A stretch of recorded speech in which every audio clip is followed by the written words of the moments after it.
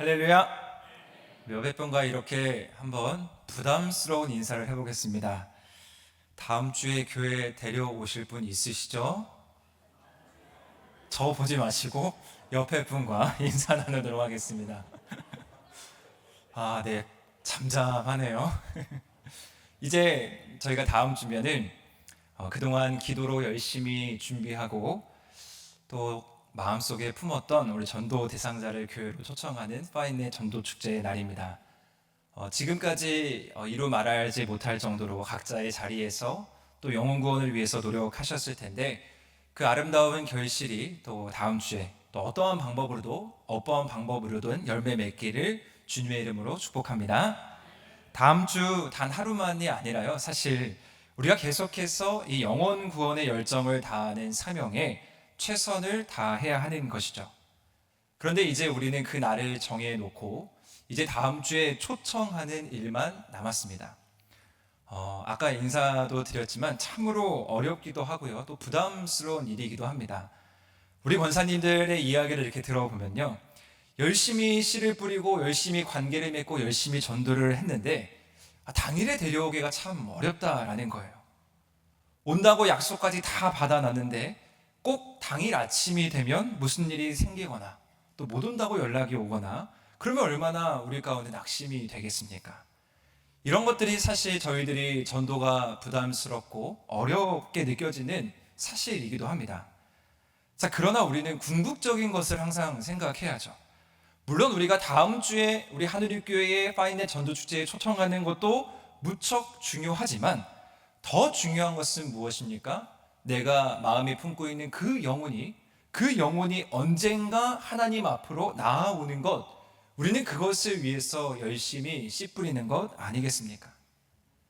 오늘날 시대에는 이 전도가 어렵다라는 것은 제가 여기서 더 이상 설명하지 않아도 충분히 잘 아실 것입니다. 도마는 오늘 본문 말씀에 이 도마가 등장하는데요. 이 도마는 대표적인 별명이 있었어요. 물론 오늘 본문에 나타난 것처럼 디두모라는 쌍둥이라는 별칭이 있었고요. 또한 도마하면 가장 먼저 떠오르는 이 수식어가 뭐냐면 의심 많은 도마입니다. 의심이 많은 제자가 도마인 것 같습니다. 그래서 뭔가 이 12제자 중에 마치 믿음이 조금 부족한 것처럼 인식되어지는 인물이 바로 도마였죠. 자, 그런데 저는 말씀을 준비하면서 이런 생각을 하게 됐습니다. 과연 의심 없이 어떻게 예수님을 믿을 수 있을까?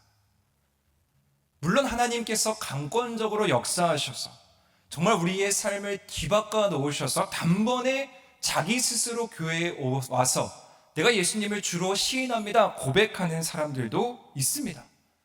자, 그런데 그거는 아주 소수이고 아주 특별한 사람들이죠. 대부분 우리가 만나는 보편적인 사람들은요, 의심합니다. 제가 좀 더 얘기해 보면요, 요즘 아이들에게 전도지를 들고 접근하고 교회에 오라고 이야기하는 소위 이 학교 앞 전도가 왜 힘들고 어렵습니까? 물론 이제 사회적인 차원으로 이제 학교 앞에 저희가 이제 전도를 나가면 그 학교를 지키고 있는 보안관이 이쪽에서는 전도하면 안 됩니다라고 말하기도 하지만 더 중요한 것은요, 저희들이 그들에게 전도지를 나눠주고 그들에게 접근하면 그 아이들이 대번 뭐라고 합니까? 저희 부모님이 이상한 아저씨랑 얘기하지 말라고 했어요. 이렇게 얘기를 합니다. 오늘 이제 다음 세대 BCM 교회학교에서 전도축제를 했습니다. 많은 젊은 아이들이 교회에 왔습니다. 정말 이 전도사님들의 수고와 또 교사들의 헌신이 그 가운데 있다라는 것을 기억해 주시고 계속해서 기도해 주셨으면 좋겠습니다. 끊임없이 의심하는 시대입니다. 저희들도 한번 생각해 보십시오. 물론 저희들이 교회를 다니지만 저희들도 길거리를 다니다 보면은 전도를 받게 됩니다. 저도 전도를 받을 때가 종종 있습니다. 그런데 저희가 전도를 받으면 어떻게 하십니까? 전도제를 받으면 꼭 확인하는 게 있죠. 혹 이 전도지가 이단은 아닌지. 그리고 제가 목회자이기 때문에 종종 주변에서 자주 이런 연락을 받습니다. 제가 아는 분이 오늘 이런 예배, 이런 집회를 간다고 하는데 괜찮은 집회인가요? 제가 아는 분이 오늘 이런 교회를 등록한다고 하는데 그 교회 괜찮은 교회인가요? 그런데 여기서 말하는 괜찮은 집회인가요? 괜찮은 교회인가요는 교회가 건강하고 부흥하고 분위기가 좋으며 그런 차원에서 이야기하는 것이 아니라 정통적인 교단이고 올바른 교리를 가르치는 집회이고 교회냐라는 그 근본적인 질문을 하는 것입니다. 이제 오늘날의 시대는 이런 것들을 먼저 확인하는 시대가 되어버렸어요. 너무나 많은 이단들이 점령해 버렸고 너무나 많은 그 진리를 왜곡하는 것들 속에서 우리가 살아가기 때문입니다. 그렇기 때문에 오늘날 사람들은 의심할 수밖에 없습니다. 저희들이 전도할 때 그 관계 맺은 사람들이 또 노방전도를 할 때 사람들이 이성적으로 그것을 파헤치려 하고 논리적으로 받아들이려고 하는 것 당연한 모습입니다. 자, 그럼 제가 다시 한번 질문 드려보겠습니다. 도마의 의심은 과연 무조건적으로 비판을 받아 마땅한 것일까요? 꼭 비판받을 일이라 여겨지지는 않습니다. 왜냐하면 오늘 말씀을 좀 보게 되면요, 도마가 왜 의심할 수 없었는가, 그것을 좀 살펴야 합니다. 오늘 본문에서 앞선 말씀에 보면은 19절에서 23절 말씀에 어떠한 일이 있었냐면은 이제 예수님께서 안식 후 첫날 부활하신 몸으로 제자들에게 유대인들이 두려워서 다 모인, 문을 닫고 꼭꼭 숨어있는, 유대인들이 두려워서 숨어있는 그 제자들에게 예수님이 이제 부활하신 몸으로 찾아오셨어요. 그리고 20절 말씀에 보시면은 예수님께서 말씀을 하시고 먼저 뭐를 하시냐면요, 옆구리에 그 자국, 손의 자국을 제자들에게 보여주십니다. 그랬더니 제자들은 그 모습을 보고 기뻐하죠. 그리고 예수님은 그들을 축복합니다. 자, 그런데 문제가 있습니다. 문제가 뭐냐면 오늘 본문 24절, 그 출발 24절을 보니까요, 도마가 소개되는데 앞전에 예수님께서 먼저 찾아오셨던 그 자리에 누가 없습니까? 도마가 없는 거예요. 그 자리에 도마가 자리하지 않았는데 제자들이 자꾸 그 짧은, 그 여드레라는 짧은 기간 동안에 도마에게 찾아와서 도마에게 말하는 거예요. 도마야, 도마야, 우리가 부활하신 예수님을 보았다. 우리가 정말 부활하신 예수님을 만나봤다. 자, 근데 이렇게만 얘기하니 도마가 어떻게 믿을 수 있겠습니까? 내 눈으로 직접 보지 않았는데 어떻게 그 예수님을 믿을 수 있냐라는 말이에요. 사실 조금 전만 해도요, 여드레 전만 해도 제자들도 예수님이 먼저 찾아오지 않았다면 그들도 믿지 않은 사람들이죠. 그렇기 때문에 이 말만 해서 도마가 믿는다? 그거는 어려운 일이에요. 그래서 도마가 이렇게 이야기합니다. 내가 그의 손에 손자국을 보며 내가 그 손가락에 못자국을 보고 넣어보고 그러지 않고서는 내가 믿지 않겠다. 어떻게 보면요, 이 도마는 의심했다라기보다 자연스러운 또 합리적인 제안을 한 것입니다.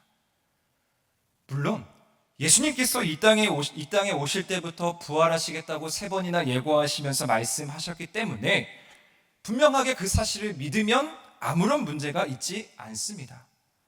자, 그런데 도마는 어쩌면 부활하신 예수님이 이야기하셨던 내가 그 모습 그대로 올 것이다 라는 그 말씀을 믿고 예수님을 보고 싶었던 것 같아요. 그래서 상처난 손자국 그리고 옆구리의 자국에 손가락을 넣어보고 싶었던 것입니다. 그저 자연스럽게 말입니다.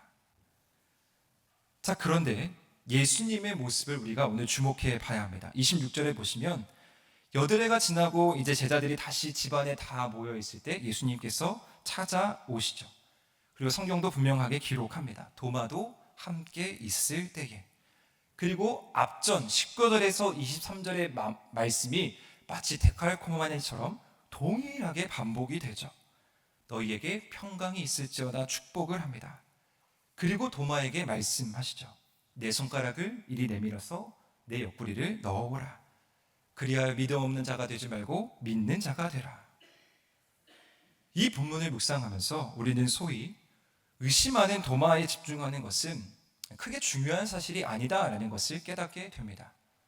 자, 그리고요, 우리 주변에 이 도마 같은 사람이 얼마나 많이 있으며 또 말씀을 묵상하는데 혹 내가 그 도마는 아닐까라는 생각마저 하게 됩니다.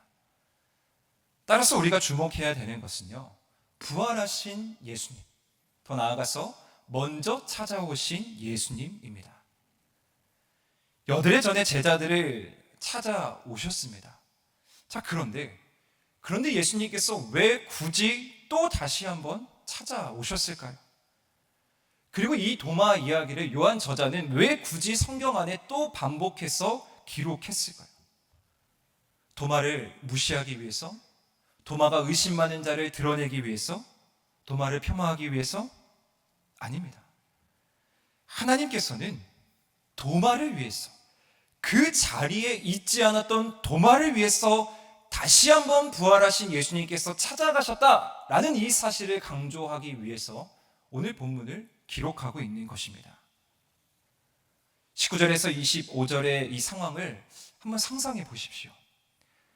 나머지 11 제자는 이미 예수님을 먼저 한자리에서 목격했습니다. 얼마나 그 감격과 그 놀라움이 그들 가운데 있었겠습니까? 그 가운데 있는 분명히 설마 예수님이 부활하시겠어? 라는 그 의심을 갖고 있는 제자들도 여전히 그 가운데 있었을 텐데, 예수님의 나타나심으로 말미암아 이 막연한 두려움이, 막연한 의심이 이제 확신으로 바뀐 거죠. 그러니 그 자리에 없었던 도마가 타깃이 될 수밖에 없는 거예요. 도마야, 우리가 이 부활하신 예수님을 봤어. 그러니까 너도 믿어. 아까 말씀드렸듯이 불과 얼마 전만 해도 같은 입장이었는데 예수님의 찾아오심으로 말미암아 완벽하게 이 제자들이 다른 믿음을 가진 것으로 우리는 확인할 수 있는 겁니다.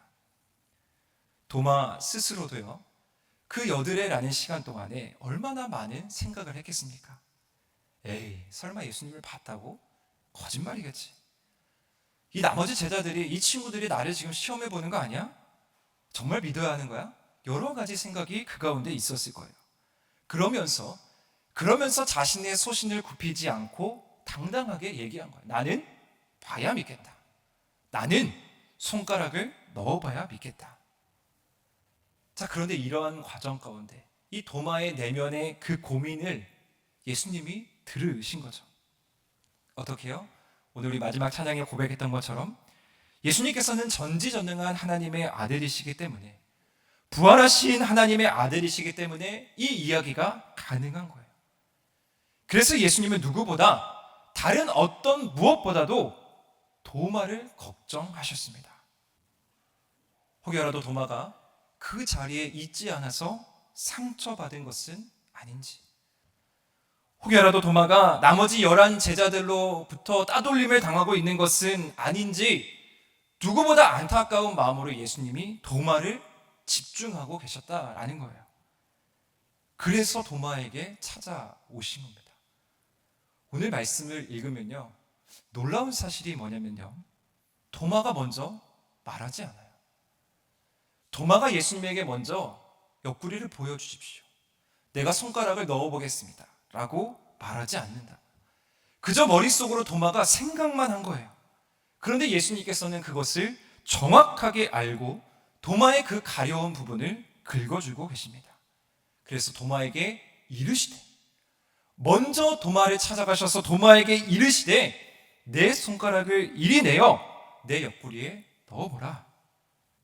그래서 더 이상 믿음 없는 자가 되지 말고 믿는 자가 되라. 사랑하는 성도 여러분, 이 말씀을 듣고 물론 도마도 놀랐겠지만 저는 생각합니다. 도마가 놀랐다기보다 그 주변에 있는 제자들이 더 놀랐을 거예요. 어떻게 예수님이 이렇게 완벽하실까? 어떻게 예수님 우리를 이렇게 사랑하실까? 어떻게 예수님 도마라는 저 친구를 저렇게 치밀하고도 세밀하고 완벽하게 사랑하실까? 부활하신 예수님의 모습이요, 이 사복음서에 보면은 각 저자의 관점에 따라서 조금 다른 시각으로 기록되어 있습니다. 마리아를 중심으로 마리아를 포함한 여인들을 찾아오시는 것으로 기록되어 있는데, 이 사복음서를 읽어보면 공통점이 있습니다. 그것은 무엇이냐? 바로 예수님께서 먼저 그 자리에 찾아오셨다라는 사실입니다. 무덤에 가서 여인들이 시신을 정리하려고 할 때 그 여인들이 빈무덤을 발견하고 두려워하고 떨며 아무에게도 말하지 못하고 서로 고충을 나누는 그 순간에 예수님이 그 여인들을 먼저 찾아가셨어요. 두려워하고 있는 그들에게 먼저 찾아가셔서 부활하신 예수님의 모습을 먼저 보여주셨습니다. 그리고 정확하게 각 그 복음서마다 정확하게 그들이 가지고 있는 문제, 정확하게 그들이 가지고 있는 두려움들을 파악하시고 그것에 대한 명확한 답을 내려주시는 것이 바로 부활하신 예수님의 모습입니다. 오늘 도마에게 찾아오셨던 예수님도 마찬가지죠. 그래서 도마는요, 이제 28절 믿음의 고백을 합니다. 우리 함께 28절 다 같이 읽어보겠습니다. 시작.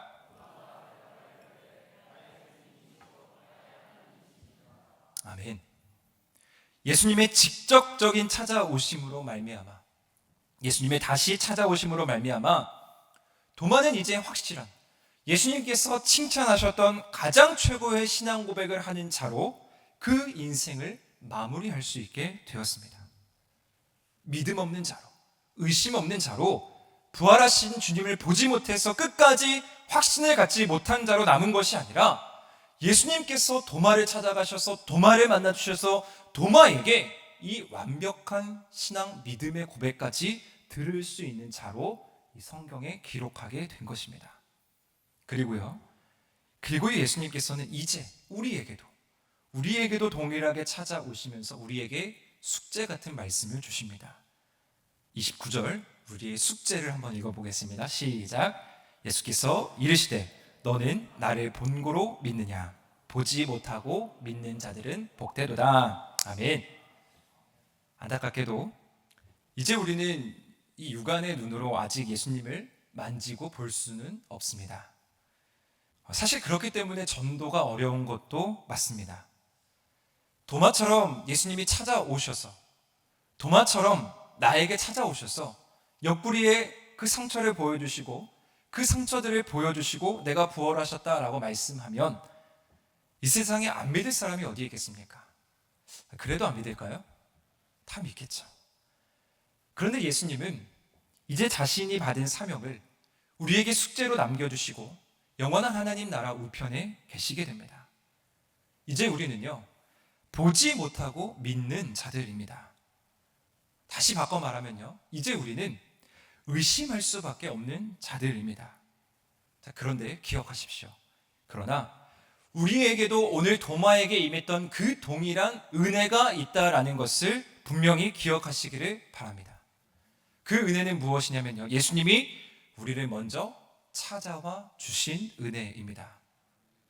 사랑하는 성도 여러분, 우리가 이 자리에 있게 된 근원적인 이유가 무엇입니까? 저는 모태신앙이고요, 이 자리에 모태신앙도 많이 계신 줄 압니다. 그리고 누군가의 전도를 받아서 온 우리 권사님, 집사님들도 계실 것이라고 믿습니다. 그러나 이러한 이유를 다 막론하고 우리에게 공통적인 은혜가 있다면 하나님이 우리를 불러주신 것 아니겠습니까? 우리가 어찌 감히 이 자리 가운데 나와서 거룩하신 하나님을 예배할 수 있겠습니까? 우리가 어찌 죄 많은 우리가 어찌 이 예배 자리 가운데 나와서 거룩하신 하나님을 높여드릴 수 있겠습니까? 그것은 하나님의 은혜가 아니고서는 설명할 수가 없습니다. 우리도 도마와 같은 그 은혜를 받은 자들이라는 거죠. 자, 그렇기에 우리는 줄곧 지금까지 외치고 외쳤던 복음 들고 세상으로, 영원 구원을 향해 세상으로 나아가는 겁니다. 이제 육안으로 예수님을 볼 수 없는 이 시대 가운데 우리가 이제 사도 되어서, 우리가 제자 되어서 우리가 먼저 경험한 그 예수님을 이제 세상이, 예수님을 알지 못하는 사람들이 경험할 수 있도록 해줘야 한다라는 것이죠. 그리고 우리는 그 예수님을 계속 들려줘야 합니다. 이 진리를 깨달은 바울은 로마서 10장 17절에서 이러한 말씀을 하죠. 그러므로 믿음은 들음에서 나며 들음은 그리스도의 말씀으로 말미암았느니라. 이것이 우리가 전할 수밖에 없는 이유입니다. 아직도 너무나 많은 사람들이 들어야 하기 때문이고요, 주의 말씀을 들어야만 이제 믿음이 나타나기 때문입니다. 이 주의 말씀은 변하지 않는 진리이고 다른 어떤 것과도 비교할 수 없는 확신이기 때문입니다. 오늘 요한복음 뒤이어 21장 기록된 말씀을 보시면요, 예수님이 베드로에게 사명을 허락하시면서 요한복음이 마무리됩니다. 자신을 3번 부인한 베드로에게 3번 찾아가셔서 뭐라고 하시죠? 내가 나를 사랑하느냐? 내가 나를 사랑하느냐? 내가 나를 사랑하느냐? 묻습니다. 그리고 베드로는 그 확신을 가지고, 부활하신 예수님의 그 확신을 가지고, 네, 주님, 제가 주님을 사랑합니다 라고 3번 대답합니다. 그리고 예수님은 베드로에게 사명을 다시 한번 허락하시죠. 내 어린 양을 먹이라. 내 양을 치라. 내 양을 먹이라. 이제 우리는 예수님께서 이 땅 가운데 오셔서 하셨던 그 역할, 목자됨의 역할을 우리가 감당해야 하는 것이죠. 우리가 이제 양을 먹여야 되고, 우리가 이제 양을 쳐야 되고, 우리가 이제 양을 향해서 목자 되신 예수님의 마음으로 세상 가운데 나아가야 한다라는 겁니다. 그러한 마음으로 다음 주 우리 전도 대상자를 사랑하고 초청하시기를 바랍니다. 예수님이 너무나 정확하고 상처받지 않게, 또 시험에 들지 않게 도마를 찾아가셨던 것처럼 저는 분명하게 믿는 것은 무엇이냐면, 우리가 기도하고 있는 영혼들에게, 우리가 기도하고 있는 구원받지 못한 그 영혼들에게 예수님의 시선이 그 가운데 동일하게 있다라는 거예요. 도마가 끝까지 의심하는 자로, 부활의 확신이 없는 자로 남으면 누가 가장 안타깝고 슬프겠습니까? 나머지 11제자들이 슬프겠습니까? 아닙니다. 예수님이 가장 슬퍼하시고 안타까워하십니다. 그렇기 때문에 오늘 본문을 기록하고 이러한 자들을 포기하지 말고 끝까지 찾아가라고 우리에게 말씀하시는 겁니다.